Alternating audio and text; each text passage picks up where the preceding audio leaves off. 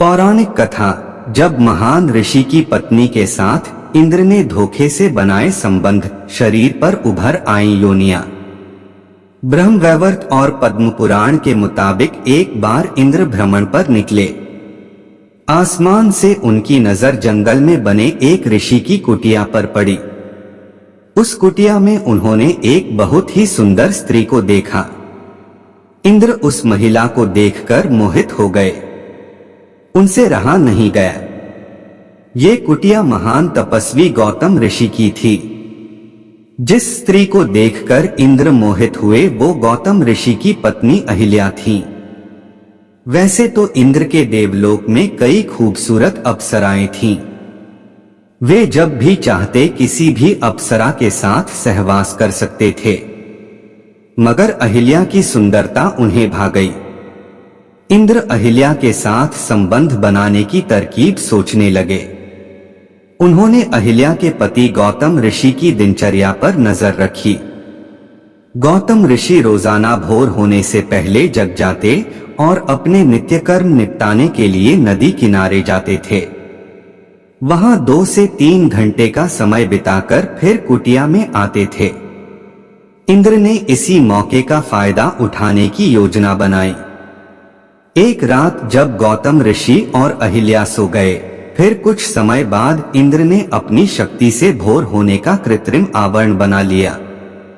ऋषि गौतम को लगा कि सुबह होने को है। वे रोजाना की तरह उठ गए और नित्य कर्म के लिए निकल पड़े। इंद्र ने गौतम ऋषि का भेष धारण कर कुटिया में प्रवेश किया।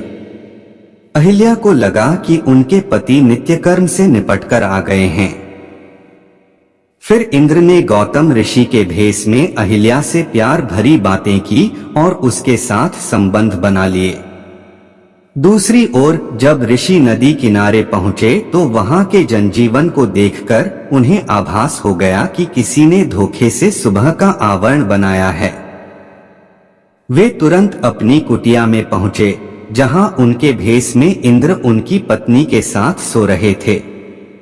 ये देखकर गौतम ऋषि आग बबूला हो गए। उन्होंने अहिल्या को पत्थर बनने का श्राप दे दिया। वहीं कामवासना के मोह में गिरे इंद्र को भी श्राप दिया कि उसके शरीर पर 1000 योनियां उग आएंगी। वह चाहकर भी किसी स्त्री के साथ संबंध नहीं बना पाएंगे। देखते ही देखते इंद्र के पूरे शरीर पर योनियां उभर आईं। इंद्र को अपनी गलती का एहसास हुआ और उन्होंने गौतम ऋषि से क्षमा याचना की। ऋषि ने इंद्र को माफ कर दिया, लेकिन कहा कि एक बार श्राप दे दिया इसलिए वापस नहीं हो सकता। हालांकि ऋषि गौतम ने कहा कि इंद्र के शरीर पर उभरी ये योनियां आंखों में बदल जाएंगी।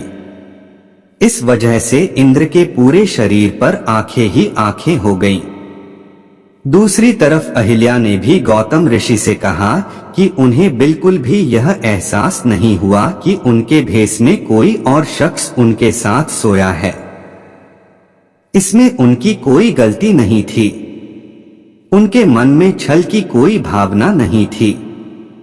गौतम ऋषि ने अहिल्या को वरदान दिया कि कालांतर में भगवान विष्णु का अवतार तुम्हारे पास आएगा और उसके छूने से तुम फिर से पहले जैसी बन जाओगी।